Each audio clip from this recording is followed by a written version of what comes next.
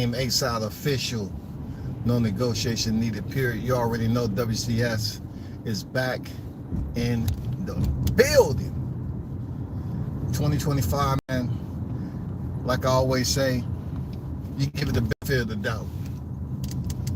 You give it the benefit of the doubt. Jump starting this year with the fight cards. It seems like there's action is going to be here for a good part of 2025, right? But I want to go over once again this tournament. I don't know why the tournament is at 147 and not 135. For the life of me, I don't know why a tournament cannot be at 135, 40, or 47. I'm gonna let that marinate a little bit. Why did we start off with 147? Who are they trying to cater to? Have y'all asked that? Excuse me.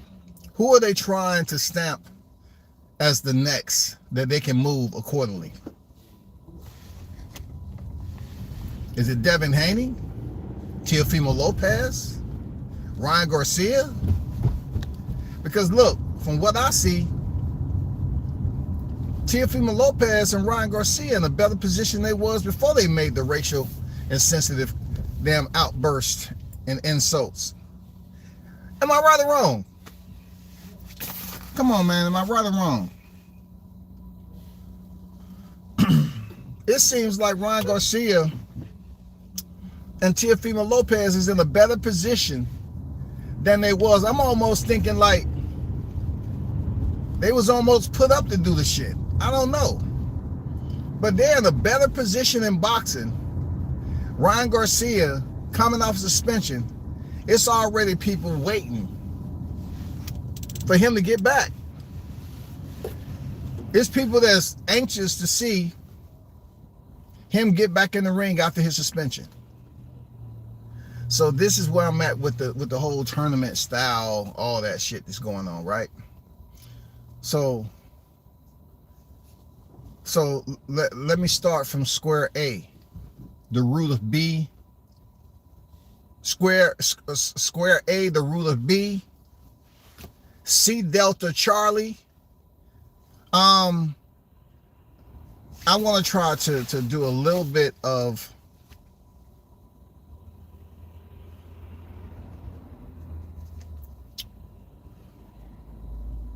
organizing, so to speak. So Turki Al-Sheikh wants a 147-pound division tournament.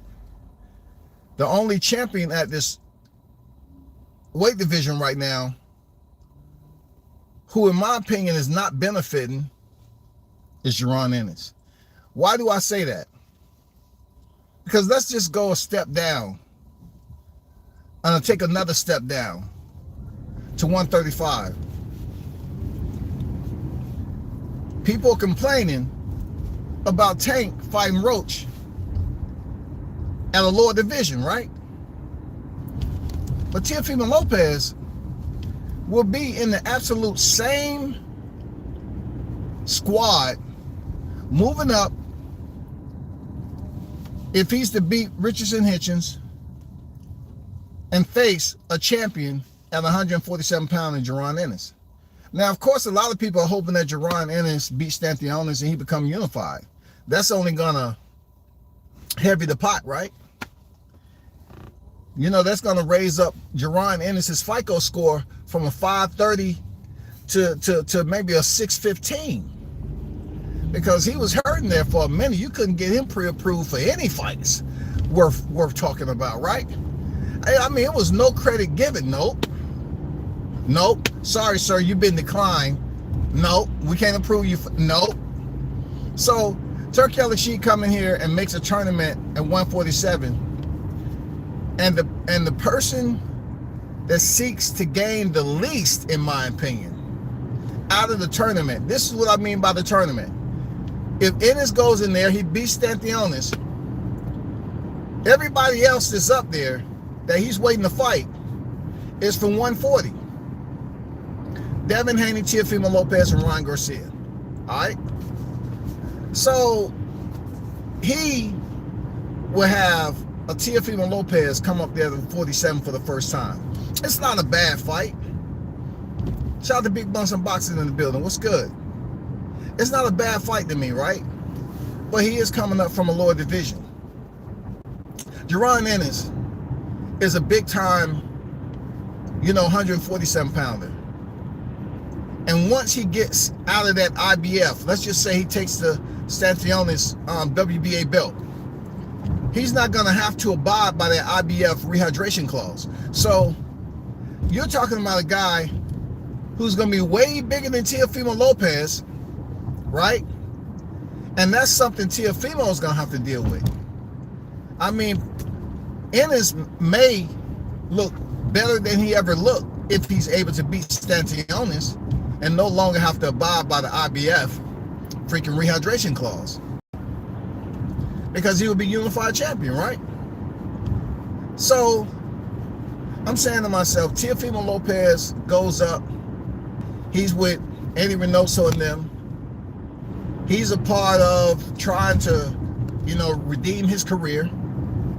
So if he steps up there and faces Jaron Ennis, I have to give you two sides of the coin. Like I said before on my live, if Teofimo Lopez beats Hitchens, which to me, Hitchens, his all-around technical skills and what I've been seeing, he's a very smart fighter. That's going to be tough. That's going to be tough. And it might be a bit boring, but that's going to be a tough fight for Teo to win. I ain't going to lie. But let's just say Teo beat Hitchens and then go up there and beat Jaron Ennis. There you go. Ta-da. Teo is back on top, and he's going to start getting all the shine. Just like I've been telling y'all, the old guard is on their way out, and they're looking for somebody else to step up. Imagine how that shit works. Teo is thrown in a tournament after griping and bitching about Top Rank not, doing what they did, this, that, and the other. Now Teo has to go 2-0 to get the fight with Ryan Garcia, Devin Haney. Which, in my opinion, if Teo becomes a 3-division world champion and he's unified after defeating Ennis, I'm going to be honest with you, I don't have anything else to say about what I said several months ago. You have to find somebody who's going to be the next. If Teo beats a Hitchens, Ennis, and goes in and fight the winner of a Haney Garcia, it's over. You ain't gonna be able to tell Teo or his pops anything. But Teo goes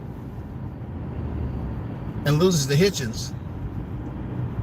He's pretty much already, swimming around in the dumpster juice right now at the bottom of the dumpster anyway. He doesn't even need snorkel gear.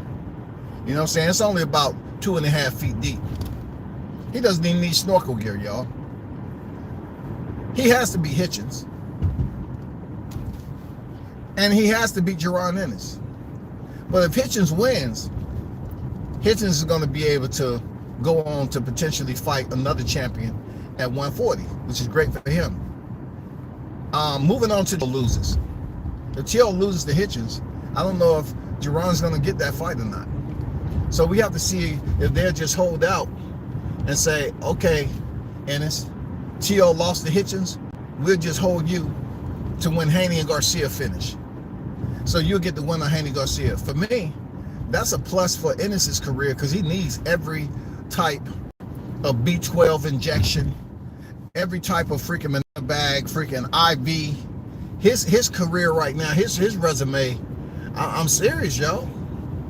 His resume is looking frail, like he's lacking the essential vitamins. Real talk.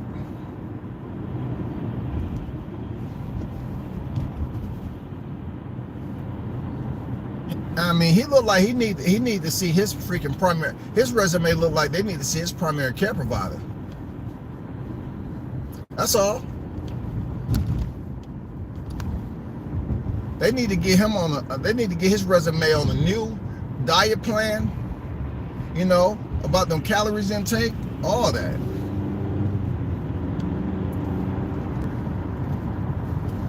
So that's the way I see this. 147 pound. I don't know what Turkey has going on, but he is, you know what I'm saying?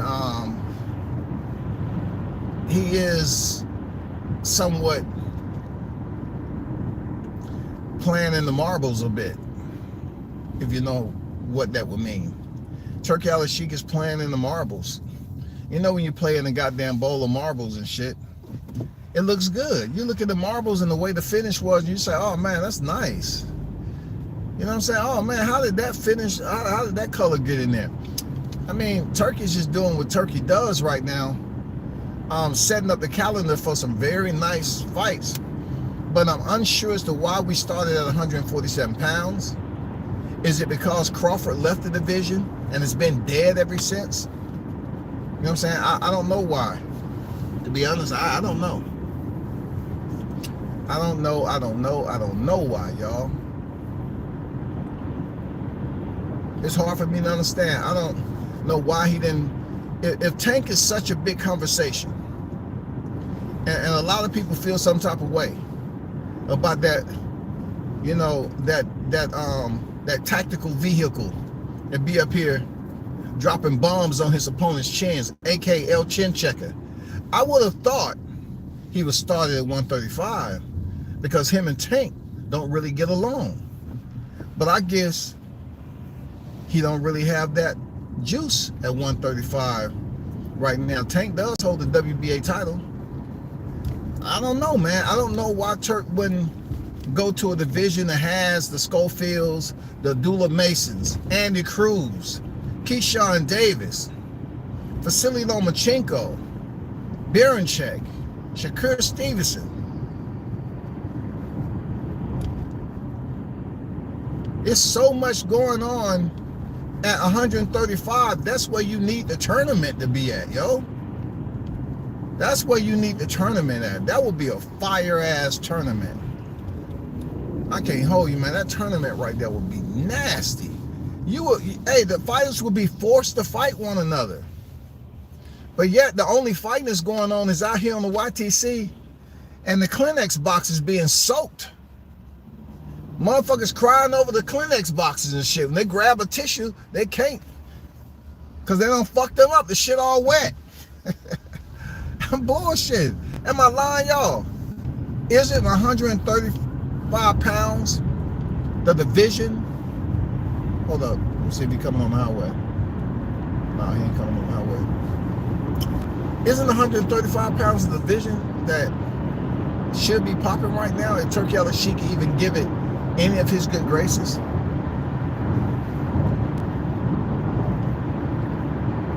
I'm serious.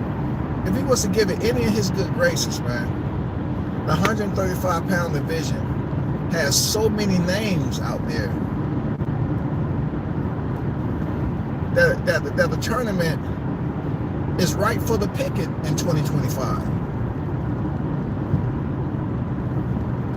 Or is Turkey Al-Sheikh waiting for Keyshawn Davis to pick up that belt?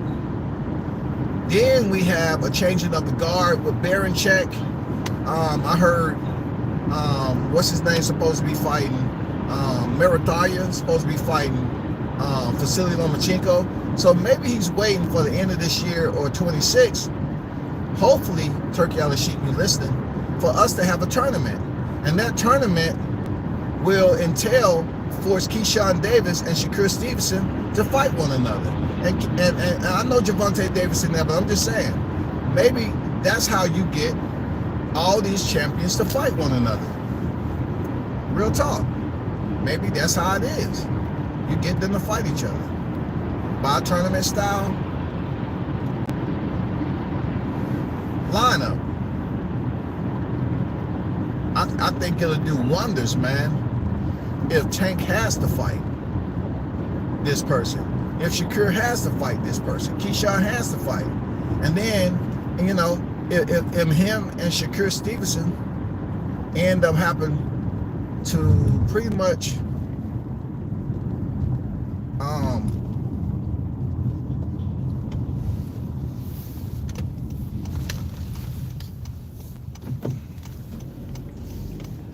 Shakur Stevenson and them pretty much have to face off, what are they gonna do? Relinquish the belt and move to 140? That'd be the worst thing you can do with Turkey Ali Sheik being the shot caller right now. That'd be the worst thing you could do. Seriously. But I just put that out there, people. Of course, I'll be back on a little later, but I just wanted to throw that out there. I really think that he's moving these individuals for a reason. You know what I'm saying? If you notice, all of them has had some type of spark going on in 2024. Whether it was bad or good. Devin had it, you know what I'm saying, with his fight with Ryan Garcia. Ryan Garcia had it, of course. Teofimo Lopez, you know, he became Twitter Lopez. He's been up there going back and forth about this. So you have the entire group, even Jaron Ennis last year, you know, with the criticism, the way he looked, debating on whether he's going to go to 154 or not. I mean, I like the layout including 147 pounds, but I just don't see how it benefits Ennis. Ennis said he wanted to unify the 147-pound division. So if I'm thinking, once he gets the WBA title, because I'm assuming he beats Stantionis. I'm assuming. You never know with Ennis. I'm assuming he beats the guy. Then it may be a bit more different when it comes to him cutting weight for this fight and the way he feels. He might feel a bit better. Real talk. He might feel a little bit better at the end of the day. We might see, that might be the key, you know, because I said this a while ago. Ennis may potentially be struggling with that IBF rematch clause. Anybody who tuned in heard me say that. The IBF, you can't rehydrate up to this certain percent. It may be affecting his performance. But if he's able to somehow remove himself from that bubble, you never know, man. Ennis might be a totally different fighter in there from the mid to late rounds. Seriously. But hey, shout out to the hottest chat in the MFN game. Appreciate y'all. Peace.